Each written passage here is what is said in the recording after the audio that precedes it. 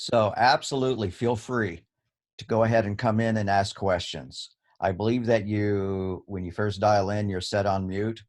Absolutely feel free to unmute yourselves, okay? Because if you're not asking questions, then I'm just going to meander about whatever topics I feel like meandering about. Okay, so we're in Lecture Q, I believe. And we're just going to work with lists and with some random numbers and to saving things to file and things like that. So it is kind of a grab bag of stuff that we've already covered. And we'll see if we can throw some new things in as well. So one thing I just want to remind ourselves is if we have a file open and we have a line of data that, for example, is separated by commas or separated by spaces, how you split that, and there's the keyword, into useful data. So if we have a line of text, right, we just read a line of data that looks like this, and we want to create a list out of it. It's real easy to do. I'm going to use capital L for my list just because. L is equal to line.split. Please split that line based on its commas. And so when I print L out, I'm going to see that it is now a list rather than being a string. I mean, we could print them both out, right? We could print both the line and the list, just to compare the difference between the two. And it's okay if y'all don't type along, whatever, if you happen to have two computers in front of you and it makes it easy for you to type, great, but you don't gotta.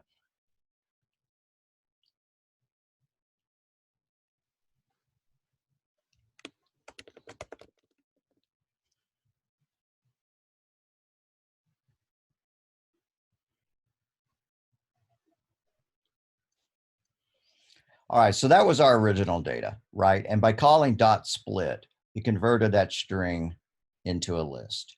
And it did so based on the delimiter here, right? If this data was just separated by spaces, like that, then you could tell it to split by its spaces.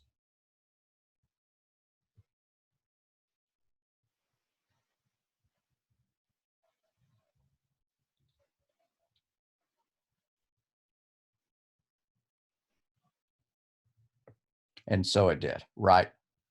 So in this case, the delimiter had been turned into spaces. I mean, I had used a space as my delimiter, and so that's how it was split.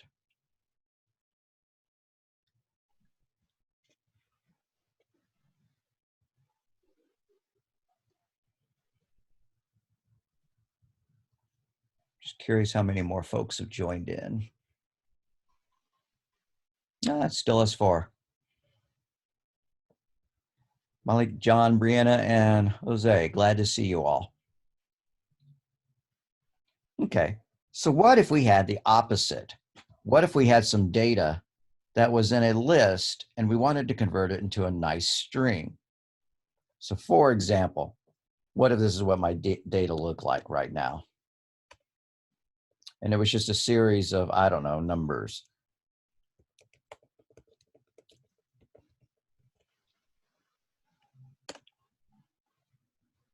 And we wanted that to be a string so that we could display it, on the screen.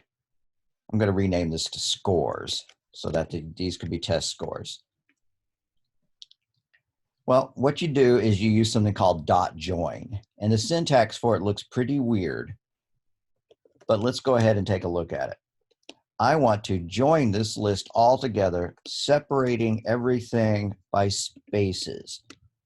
So what I do is I begin my string, I put a space there, I end my string, and I put, come on, cursor, go away, .join.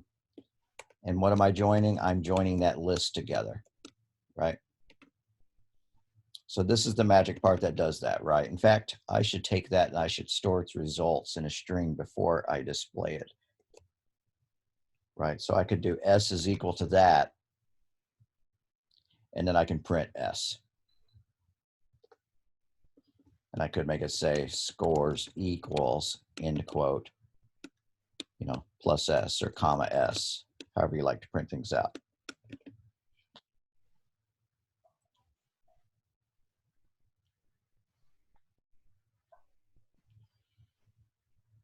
expected a string, found an integer. Oh, that is true. If you're going to join a bunch of things together, they had better be strings rather than anything else.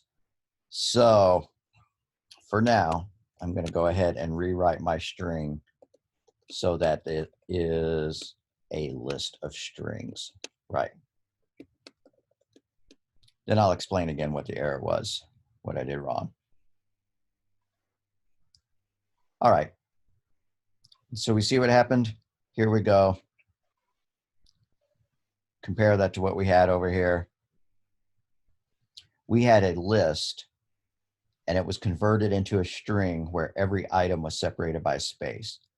You don't have to separate them by spaces. What if you really like, you know, smiley faces and you wanted all your pieces of data separated by a smiley face? You could do that.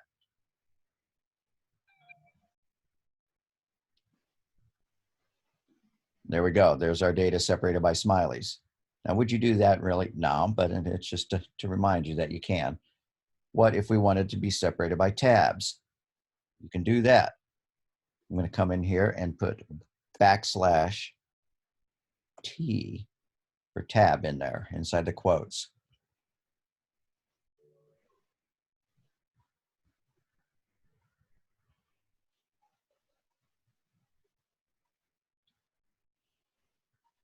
And there we go. Everything is separated by a tab. So that is a useful thing to do. What if you didn't put anything in there? What if you made it an empty string, right? Two quotes with nothing between them.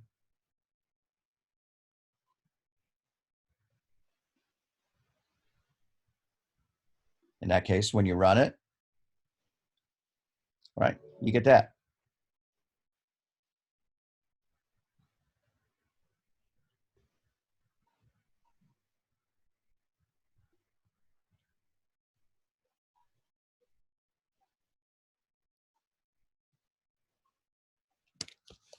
So why would that be useful? What if you had some data that look like this? It's going to be like a list of letters. So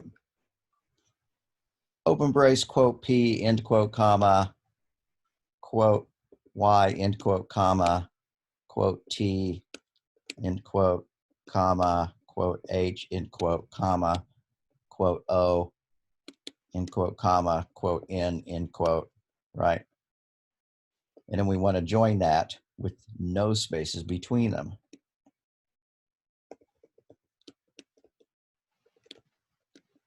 So S is equal to quote, quote, dot join parentheses D.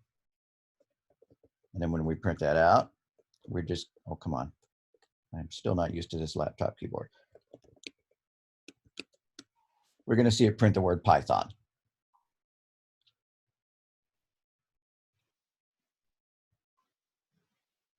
And there we go. So hopefully you see some utility in that. If you ever think to yourself, I have some data and I wish I could display it on screen, then dot join is a really useful way of doing that. So let's do some file I/O. What I'm going to do is I'm going to write a little program that just generates a file that consists of, you know, like 100 lines of data where each row has 5 numbers in it. Sounds like a use for a for loop, right? We're going to print out 100 lines of data. Well, we're going to need to open our file for writing, and we're going to need the ability to generate random numbers. So I'm going to need to import the random library. Let's make a variable to hold how long of a file we want, and let's make a variable to hold our file name.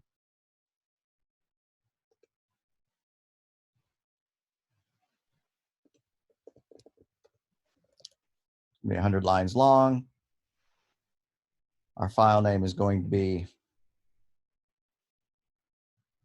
the ever creative output.txt. So fn equals quote output.txt.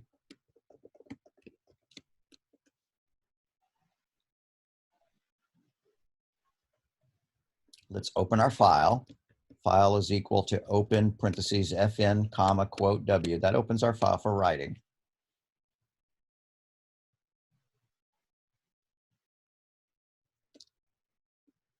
Then with our for loop, for x in range lines, right? So it's going to print out 100 lines. That's what we want it to do anyways.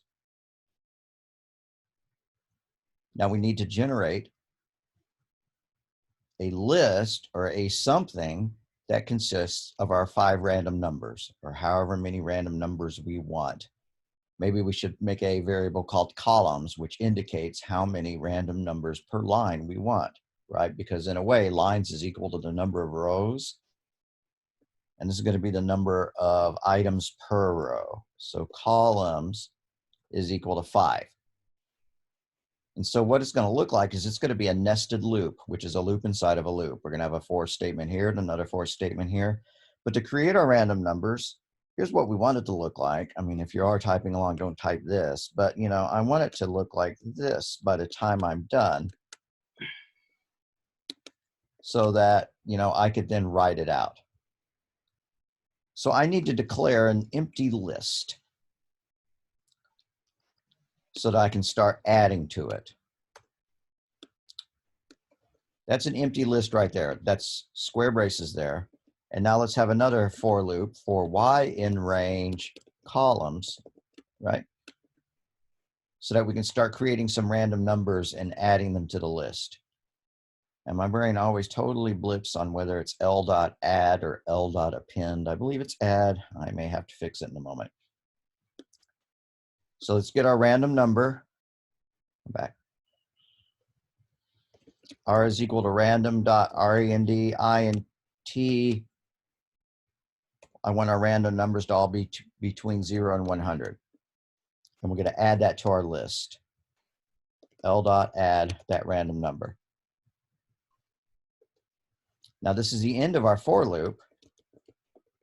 Let's just print out the list for now. Before we get really sophisticated and stuff like that, let's just make sure that the program knows how to generate random numbers, because if it knows how to generate random numbers, great. If it doesn't, then there's no point to trying to write stuff to a file and stuff like that. So after this for loop is done, as soon as you ever possibly can, you want to close your loop. So that's what I'm going to do here. Excuse me, close your file. So file.close. You always want to close your file as soon as you're done with it, because otherwise the operating system leaves it open and you might not be able to open it and view it or move it or anything like that.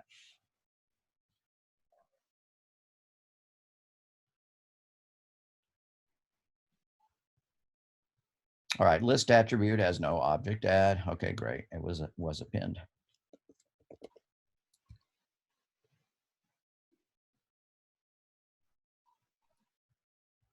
And there we go. There's our random numbers. That's exactly what we want to see. But we want to write them to a file.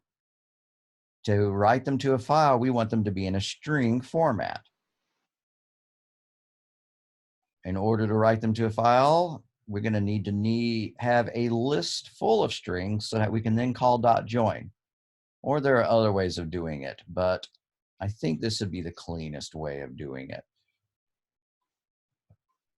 We're going to use list comprehension, which is when you process a list and return a list.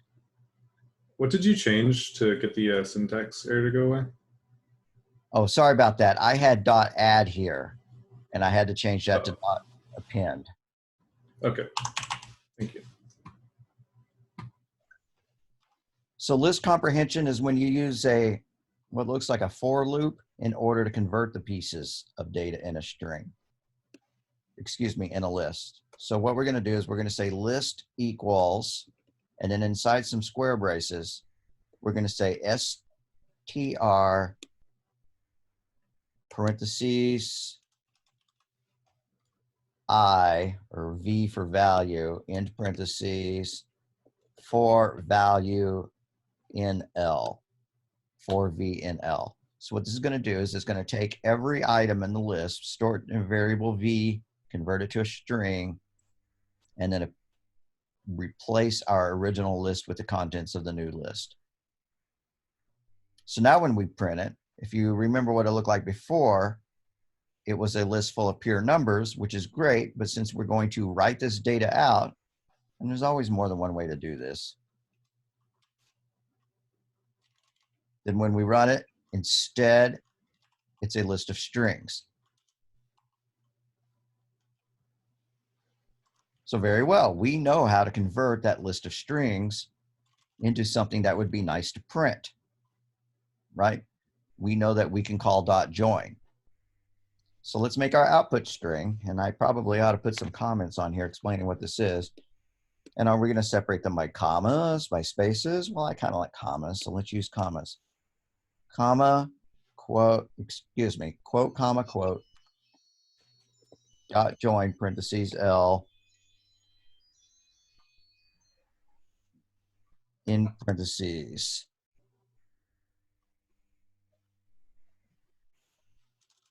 And let's print, whoops. I'm sorry, gang. This stuff should have been unindented, and I'm surprised it worked the way that it did. I'm gonna have to make a few changes, just a matter of unindenting some stuff.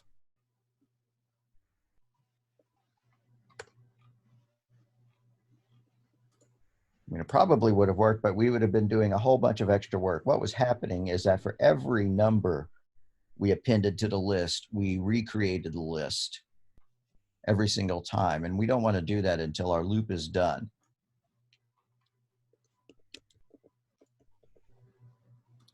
Now that makes this end for message superfluous. I don't want to print the list out anymore. I want to print the string. I guess I could print both for now. That print statement is going to eventually go away anyways.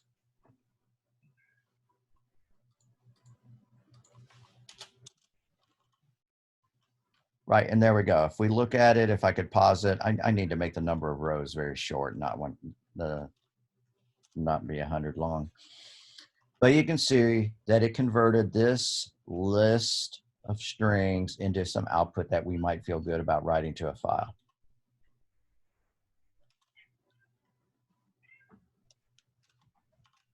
So rather than print it, yeah, while I'm thinking about it, I'm changing lines from 100 to 10. Let's write this out to our file. So print parentheses s comma file equals file. Now I don't like this syntax here. I'm beginning to wish that I'd chosen a different variable name for our file other than file. I may change that real soon. Let's see what happens when I run it. Even if it does work, I'm really not liking this syntax here. That looks pretty bad.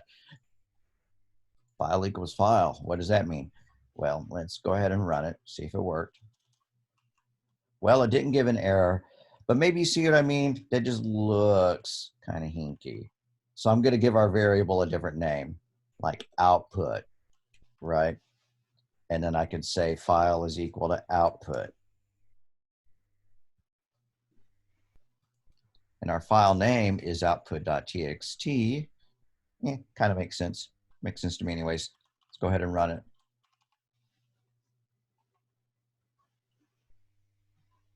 File is not defined. Oh, I'm getting that line here, that error here, because although I changed the variable there and I changed it there, I did not change it here.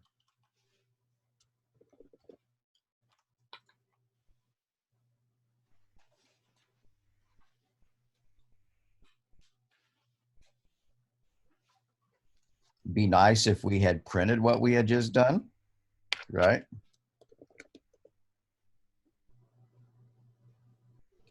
Data saved to end quote, comma, FN for our file name.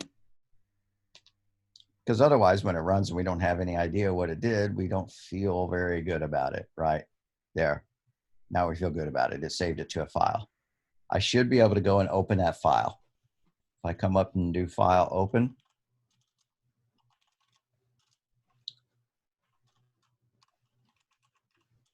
there it is, output.txt. It'll be in the same directory that you put your programming file in. Right, and there's my data.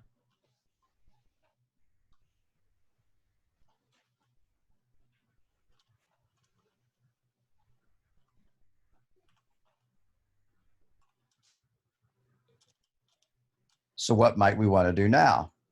Well, we could open the file for reading and add those numbers up and get the average. Since they're all random numbers, the average ought to be about 50 for every line. But since, there's not very many elements in each line, that's going to vary.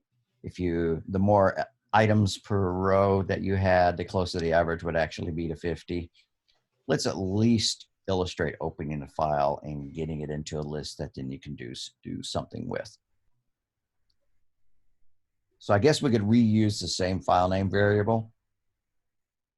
I'm going to call it, okay, input's a bad word because it's a keyword, right? It's a function name, so I can't use output. I could call it in file, right? Is equal to open our file name for reading. So quote R, end quote, parentheses.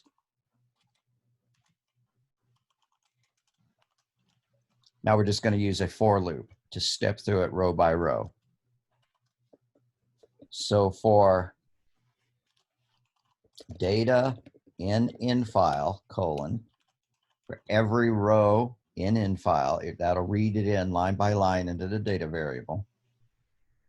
Experience tells me that we need to strip the data first of the carriage returns at the end. So data equals data.strip, parentheses in parentheses. Then we need to convert that into a list of elements, right? So numbers equals data.split, parentheses, quote, comma, end quote, in parentheses, split them by the commas. Now that's going to be an array of strings at this point, which we need to convert into an array of numbers. Sorry, I'm using the terms arrays and lists interchangeably because they're almost the same thing. However, in Python, they are lists. The difference being that an array is fixed in length. You can't append things to the end of an array, but you can to a list. But anyways, up here, we use list comprehension to convert from numbers to strings. Now we need to do the opposite because we have an array of strings because that's what we get when we read a file. We're reading a text file, we get strings out of it. So numbers equals, and then the square braces. And what are we going to do? We're not going to convert them to strings like we did here. We're going to convert them to floats. So float parentheses v in parentheses for v in numbers. I guess I could have done just the same thing that I did up here and use the variable L because it's easier to type. Now that I've already gone ahead and typed it like this, maybe I'm just going to leave it the same. Anyways, we now have a list of numbers. We could print them out, right? Just to prove that it's working. So print parentheses numbers or print parentheses quote data read equals end quote comma numbers. I'm going to put a comment noting that we're done with our for loop, and we're going to always close our file as soon as we can. So in file.close, parentheses in parentheses.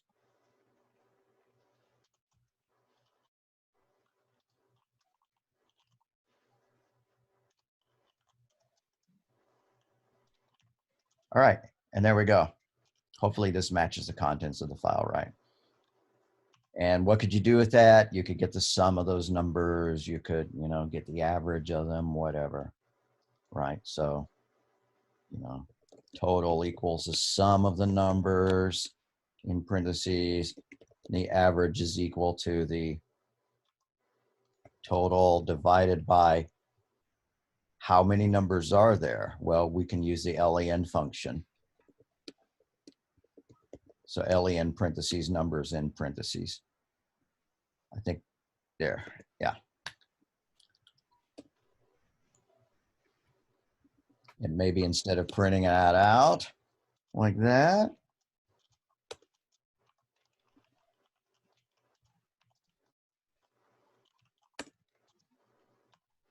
I'm going to print the data, followed by the total, followed by the average. Now I should make it look pretty, right? You know, with labels and stuff like that, but this is just to eyeball it. And there we go. These are the contents of our file with the total and the average. Now that really does look lousy, right? So I am going to make a little bit of effort to make it look better. So I'm going to print quote placeholder, end placeholder, average, total equals placeholder, end placeholder. I have a bad feeling about this. Are the placeholders curly braces or are they square braces?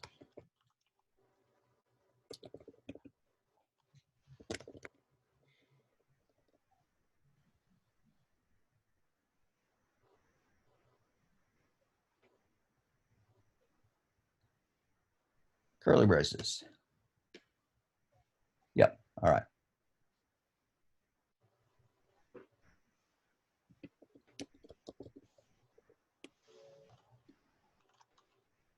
So there's our placeholders. And so after the end quote, dot format the pieces of data that we want to pass in. So between those parentheses, we're going to pass in the data itself, the total, and the average. Why don't we say data equals right there? It's still not going to be that much more readable, but it should at least prove the point.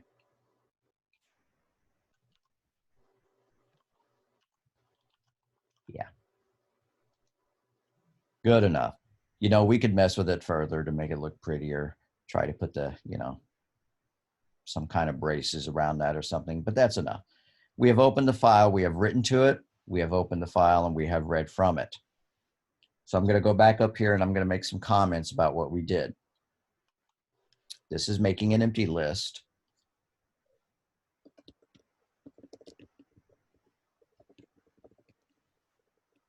And append random numbers to it. So that's what this code does from here to here.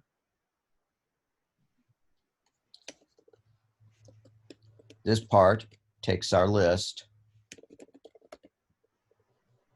convert our list from a list of floats to a list of strings.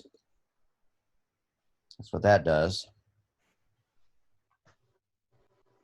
What do we do here?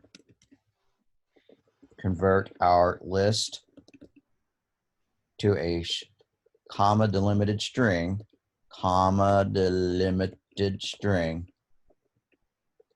and then save that string to file.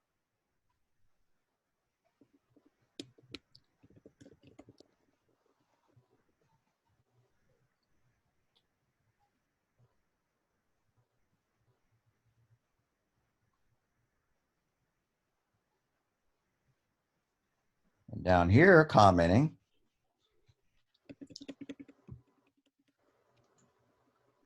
this gets a line of data, gets a line from the file. This removes the line feed, the new line, and any extra spaces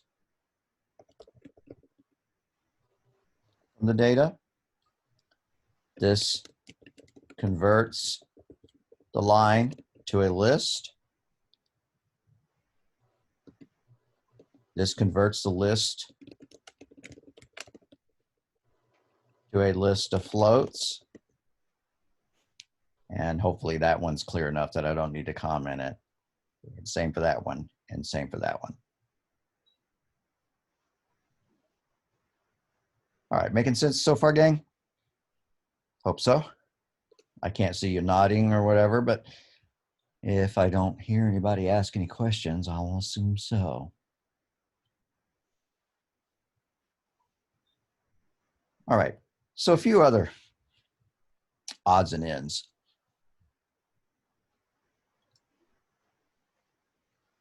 What if you were trying to write a hangman program?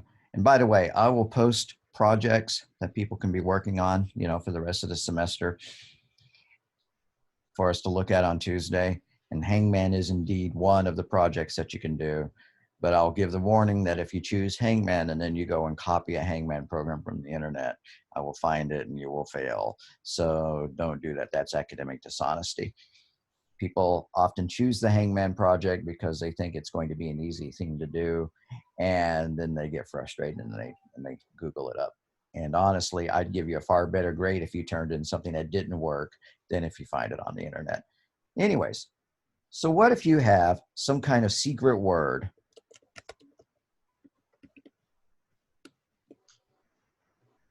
It's the word Vader, for example. And then you have a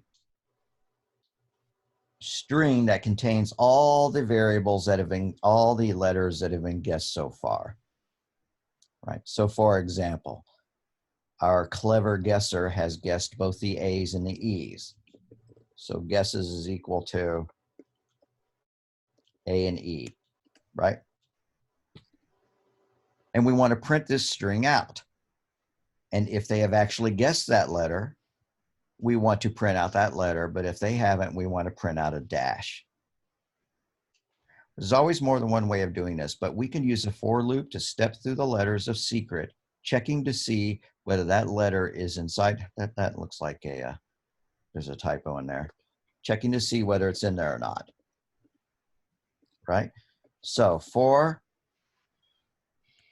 every character, for CH in secret, for every character in secret, check to see if it's in guesses. So if CH in guesses, colon, it's great, print it out. Print CH. Else, colon, print quote dash end quote in parentheses, right? So when we run this, we should see a dash followed by an A, followed by another dash, followed by another E, or by an E, and then by another dash, right? Now, they're not going to be nicely arranged. It's going to be one character per row. Not ideal, because it's going to be putting new lines between every print statement, because that's what print does. But there we go, right? It's kind of like hangman.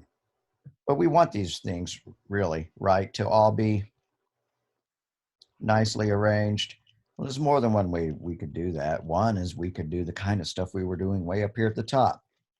We could build a list of those letters, and then we could use dot join, or we could just do print, comma, end equals, double quotes like that. That'll stop it from going to the next line. Same thing here. End equals, quotes like that. Now, however, since we're not going to the next line here, we're going to need to print out a line feed down at the very bottom. But this is helping, right? There we go. So if you were going to write a hangman game, what would you do? You'd ask the user for a guess. You'd append it to the number of guesses, and you could print it out like that. Now, this wouldn't necessarily tell you whether it was entirely guessed or not. How would you know whether it was entirely guessed or not? Well, you might just count the number of dashes that you've printed. And if the number of dashes you've printed is 0, then you know that the word has been guessed correctly. That's one possibility.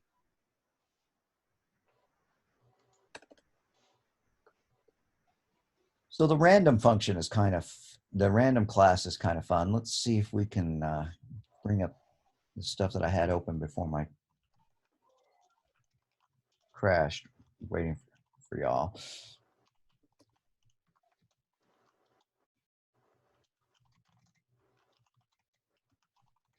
One of the things that's got in it is a method called shuffle. So if you have a list of things, then you could shuffle that list of things. What do we mean by that? Well, let's make a list. Just put like 4 things in it. 1, 2, 3, 4. And now we're going to shuffle it. Random.shuffle, parentheses L in parentheses. And then we're going to print that list out.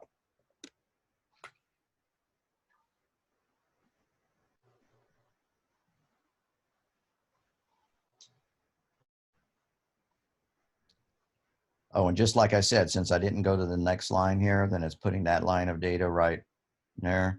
That's not really what we want, is it? So I need to print out a blank line after I'm done with my printing here after my for loop. And it printed out the same sequence that it did when it was coming in, but that's because I didn't store the results of .shuffle into a variable. So maybe I'll just do L2 is equal to random.shuffle L. So in other words, take that list, shuffle them up, and store it into L2.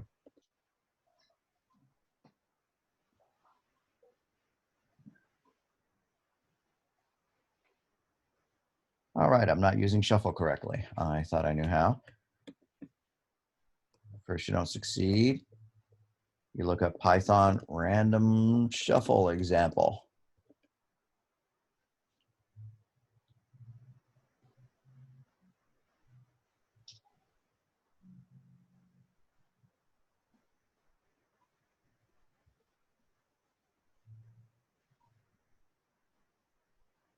It says it shuffles in place and doesn't return anything, so that's why I got my print.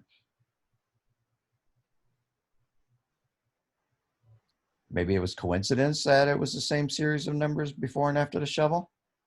Let's find out. Let's run it a couple times in a row. So I just got rid of those L2s and changed it back to L.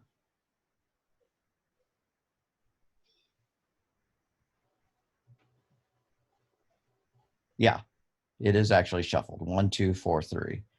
Just hard to see when you only have like 4 pieces of data, right? But if we added more like that, then it'd be more blatantly obvious when it ran.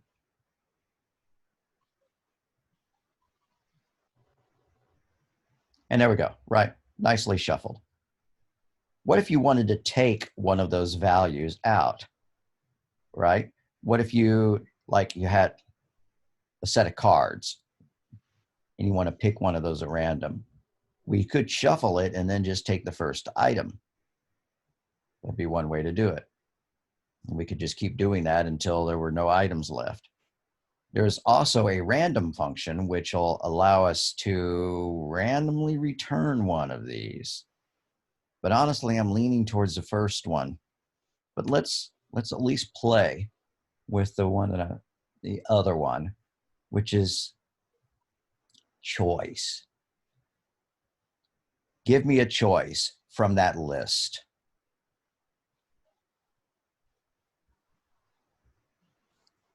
So C is equal to random.choice based on that list, and then print C out.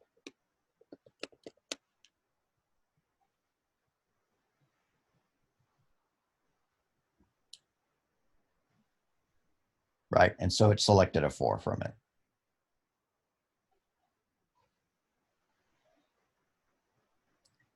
Now, in a way, like I said, if you were playing a card game or whatever, you'd want to take your cards off the top of the deck rather than grab one from the middle of it or whatever. So it would be just as reasonable to grab list element 0, right?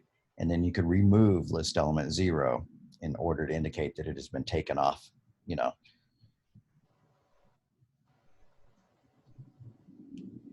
So if I was going to change this, I might say that this is the ace of spades, right, end quote, comma, and this is the queen of hearts, end quote, comma, and this is the jack of diamonds, etc. I'm not gonna go in and type in a whole bunch of things.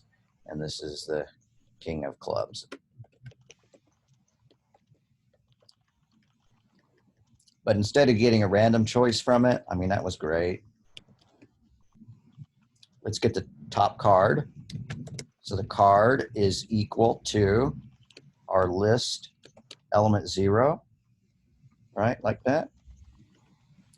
And then we want to remove that from our list of cards. Ooh, and my brain just glitched. Delete from list by index.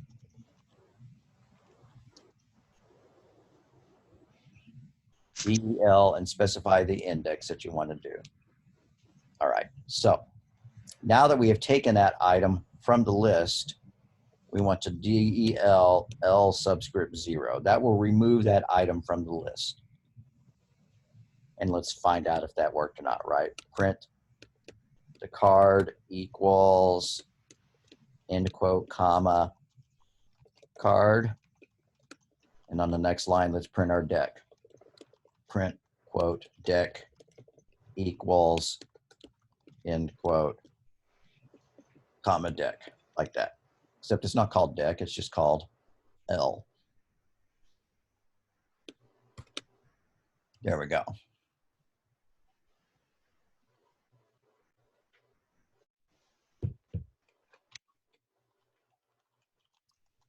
Right, and so our list got shuffled. Queen of Hearts rose to the top, so that was our card. And after we took that card off the deck, these are the 3 that are left.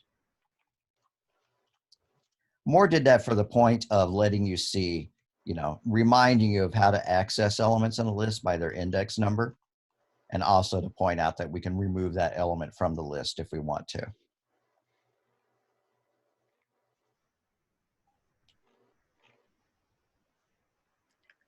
What if you had something that looks like this? You had a string that contained these words.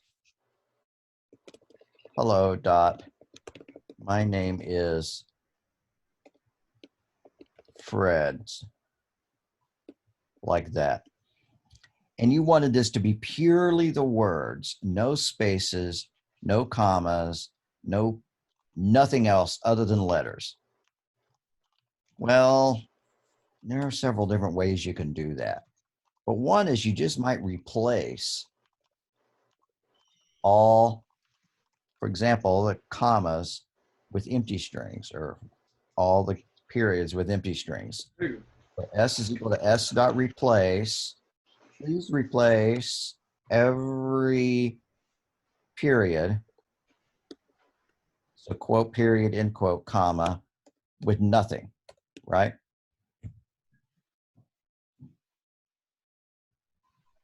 Now let's print this string out just to prove that it worked.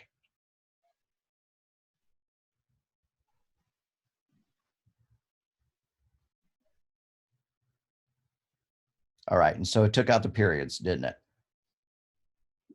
What if you wanted to remove apostrophes? You could do the same thing.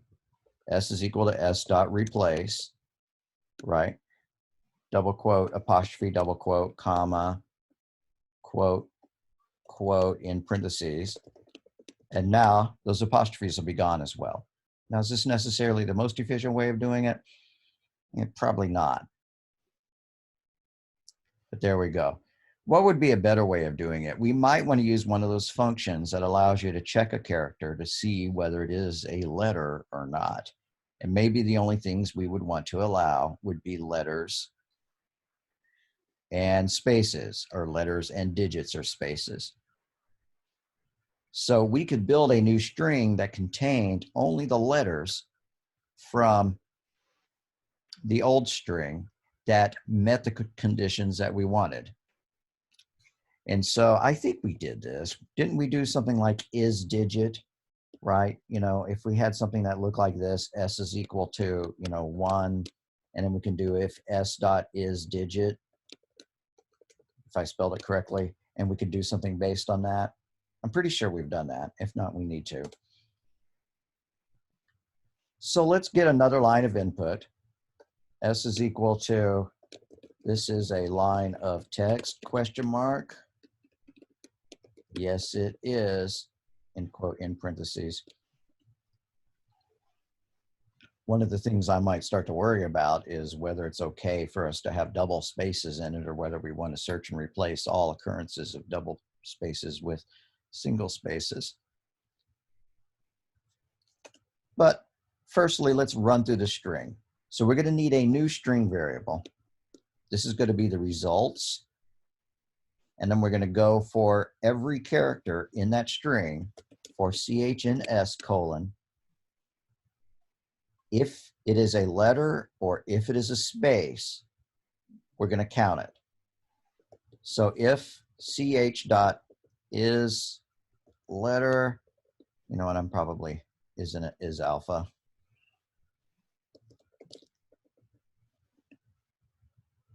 Or ch dot,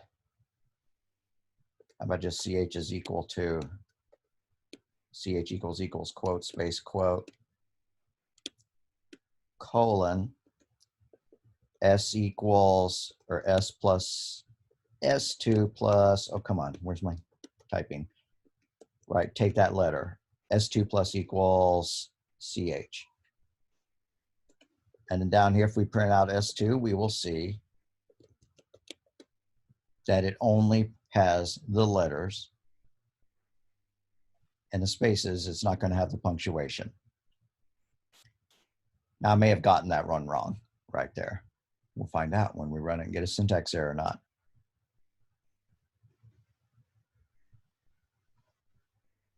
Yep, there's our text, right?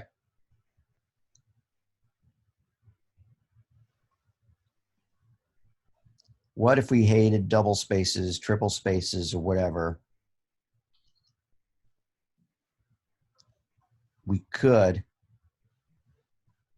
try to replace all the double spaces. Here's what I'm thinking. Wouldn't it be neat if it said this is a line of text and it took out all those multiple spaces and just replaced them with a single space? Well, once we have our output here, we could do while double quote space space in double quote in S2 colon S2 equals S2 dot replace parentheses quote space space end quote comma a single space quote space quote. See what it's doing? This is saying as long as there are any double spaces in it, replace them with single spaces. Now, why couldn't we just call dot replace one time, right? Because this replaced all the apostrophes and this replaced all the periods. Well, it's because if you have more than one space, like if you have 3 spaces, then calling dot replace and replacing 2 of them with 1 is only going to take out 2 of them and replace it with 1. And then we still have a double space left. And so what this does is it keeps searching that string over and over for double spaces. And the while loop keeps it in there, replacing those double spaces with single spaces until there aren't any left. And so now when I print it out,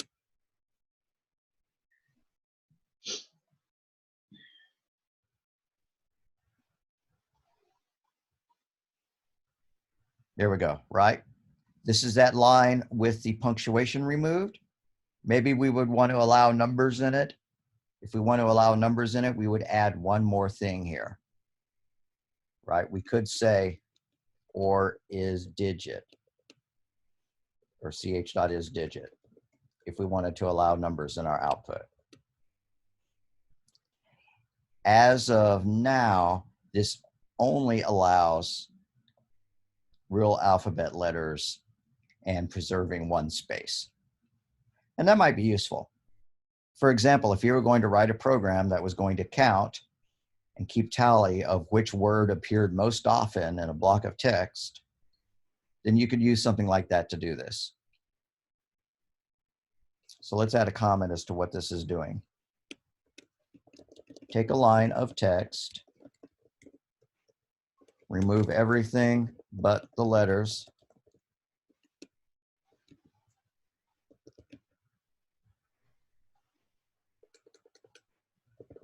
until we just have words separated by single spaces. That's what's going on there.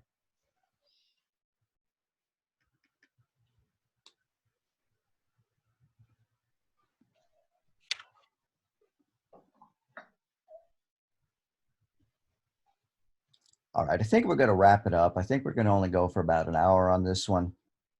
And I'm not going to assign homework based on this one. The next lecture is going to be of the normal lecture length, and we'll have homework and, be more back into the real swing of things. And all the exams will have been graded by Tuesday as well.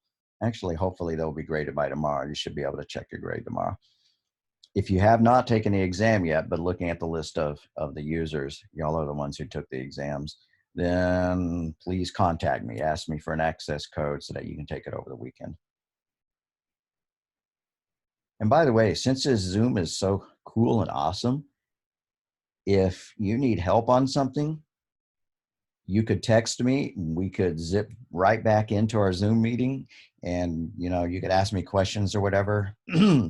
There's even a way for you to share screens so that I can see what you're looking at. I'm not familiar with doing that, but you could always take a picture of your code, text it to me, and then I could type stuff in. So anyway, Zoom meetings could be useful for our individual back and forth.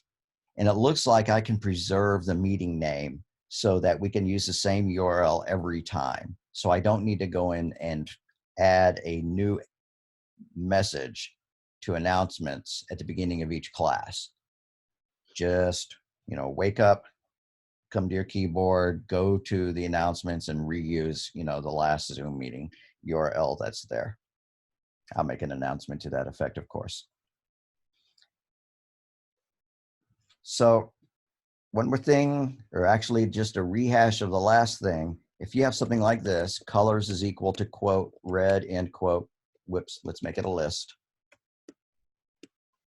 Square brace, red, end square, comma, square purple, end square, comma, green, end quote, whatever. And we want to ask the user for their favorite color, right? So C is equal to input, parentheses, quote, what is your favorite color?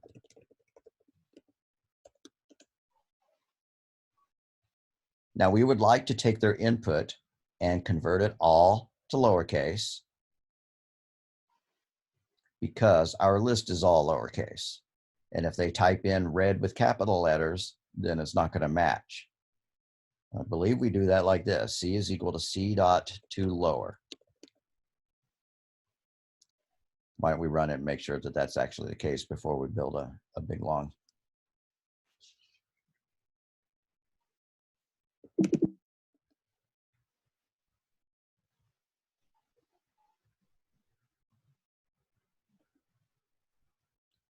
Yeah, string object has no attribute to lower. What is it?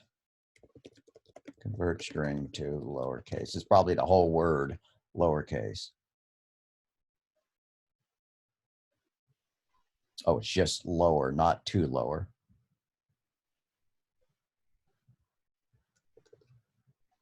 This business up here of 10 rows, I'm making that even lower.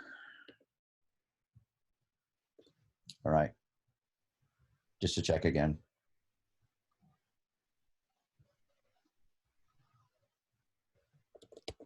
All right, so that worked. That presumably converted it to lowercase. So now it's lowercase, and we're going to check to see if it's in the list of colors.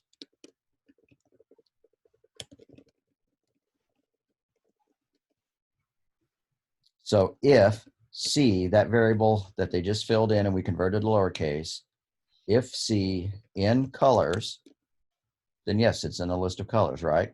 So print, parentheses, C, comma, quote, is indeed a color, exclamation mark, end quote, in parentheses.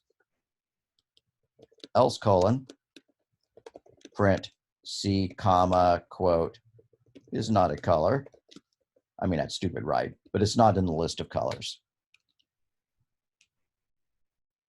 So we'll run it twice, and I'll type in like green one time, and then I'll type in a color that's not in the list. Just to prove that that works, you should always test for both the positive and the negative cases when something is true and when it's not. Okay, green's my favorite color. Green is indeed a color. Run it again, type in something that doesn't work.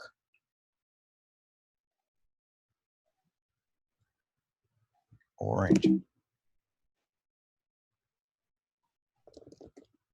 Orange is not a color. Okay, so that's how you check to see if something is in a list. It's also how you check to see if something is in a string, right? If you have the word, you know, the word is equal to King Kong, and you want to see if the letter Z is in it, then if Z, end quote, in the word, print, there is a Z, else print, there is no Z.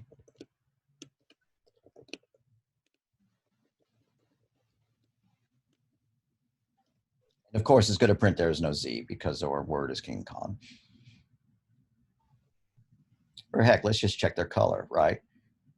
No, I'm not going to change the example after I've already typed it.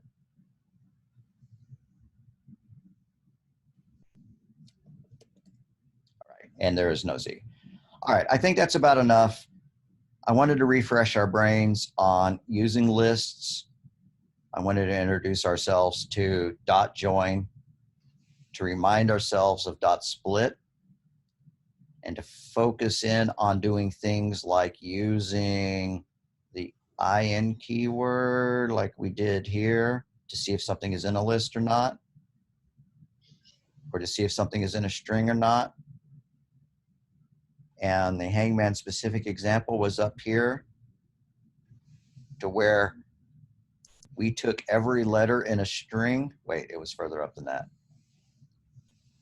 Where we took every letter in a string and we checked to see if that letter was in a string full of guesses. And if it was, then we printed it out. But if it wasn't found, then we printed a hyphen instead. All right, are we good, gang? Anybody feel like buzzing in and saying, hey, yeah, that was great? Or do you have any questions? Any questions over anything, not just today's lecture, right? Okay, I believe I posted an announcement to this effect, but if I didn't, I need to go ahead and do so. The lecture classes are going to be offered the possibility of getting pass and no pass grades, as well as A, B, C, D, or F, right? And what pass would be useful for is if you were really hoping for an A, but you didn't make an A, like you made a B or a C or something like that, you could take a pass instead. And what that does is it doesn't change your GPA, right? It doesn't lower your GPA from that perfect 4-point average that you might want to be looking for. Or if you are failing the course, you don't have to drop the course. You just take the no pass at the end. And no pass doesn't change your GPA. Right. So definitely if you're going to fail a course or you're making a D or something like that, then you want to take the no pass option. Now, pass and no pass are only allowed for the classes that were lecture classes before, everything switched over. Still could be useful. The only thing you'd really want to make sure of is if you take a pass rather than a letter grade, then it might be that you're not going to actually get credit for that in your degree program. Look at your degree requirements, and if it says you must make a C in English Lit or better, then a pass is not going to be a C, right? So you better tough it out and take that C or whatever. And so I don't know how that takes, in effect with your degree programs or whatever. So you'll have to do a little bit of mental juggling there. But at least you have the ability to get out of a class without it hurting your GPA by taking the no pass option. And if there's no particular need for you to have a letter grade for something, then you can take the pass option. And of course, if you make an A, then, you're not going to bother with either one of those options. I hope that makes sense. I'll check to see if I posted the announcement about that. If I didn't, I'll post it. All right, gang, are we good to go? If you typed any notes, you can upload them. If you didn't, you can just upload, a little text message saying what you learned out of this, just list a couple of things that you learned.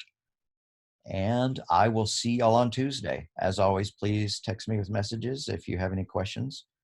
And we'll get back into the groove of things with homework and stuff like that, as of next week.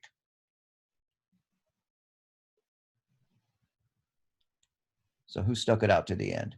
All 4 of y'all did. Awesome. All righty. So I'll see y'all Tuesday.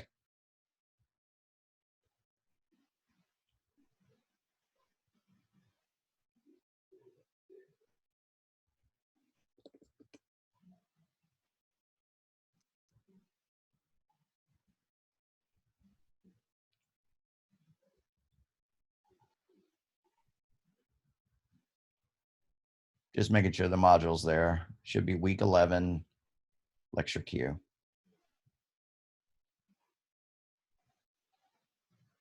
Looks like it.